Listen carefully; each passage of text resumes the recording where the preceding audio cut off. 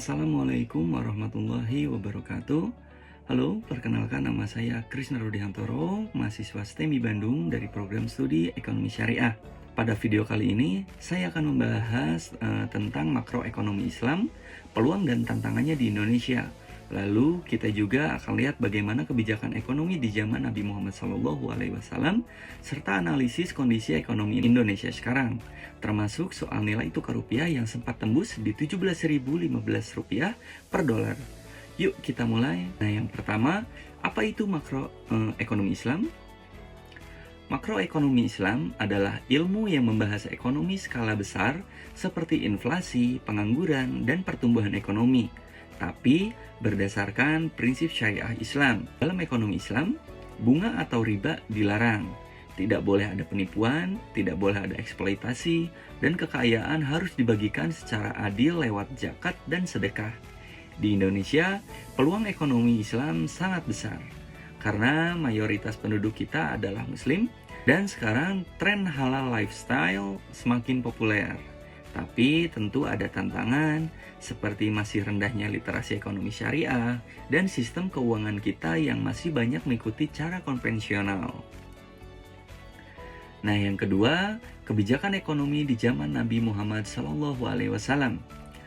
Pada masa Nabi Muhammad SAW, ekonomi berjalan dengan adil dan sederhana.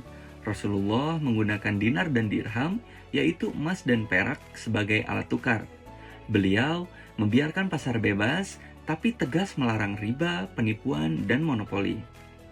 Uang zakat, pajak, dan harta rampasan perang dikelola lewat Baitul Mal, semacam kas negara. Setelah Nabi wafat, para sahabat seperti Abu Bakar dan Umar bin Khattab melanjutkan kebijakan ini. Umar bahkan menetapkan gaji tetap untuk para tentara dan memperbaiki sistem pertahanan. Nah, bagian yang ketiga, analisis kebijakan moneter dan fiskal di Indonesia. Nah, saat ini Indonesia menggunakan sistem moneter dengan mengatur suku bunga untuk menjaga inflasi, dan fiskalnya berbasis pajak dan utang untuk membiayai negara. Kalau dilihat dari perspektif ekonomi Islam, ini belum sepenuhnya sesuai karena sistem kita masih menggunakan bunga. Tapi ada perkembangan positif seperti tumbuhnya bank syariah, wakaf produktif, dan program zakat nasional.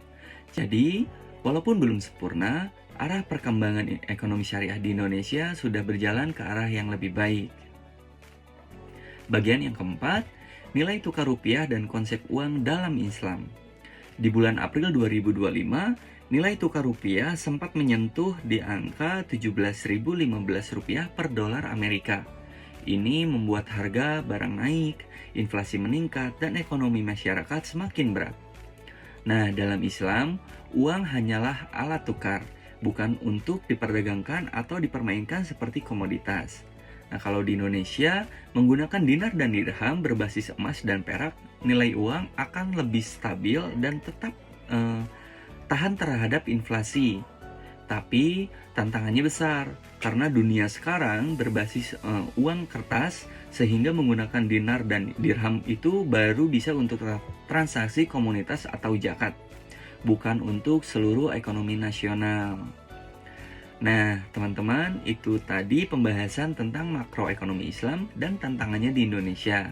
Semoga video ini bisa menambah wawasan kita semua dan bisa menginspirasi kita untuk membangun ekonomi yang lebih adil, berkah, dan berkelanjutan.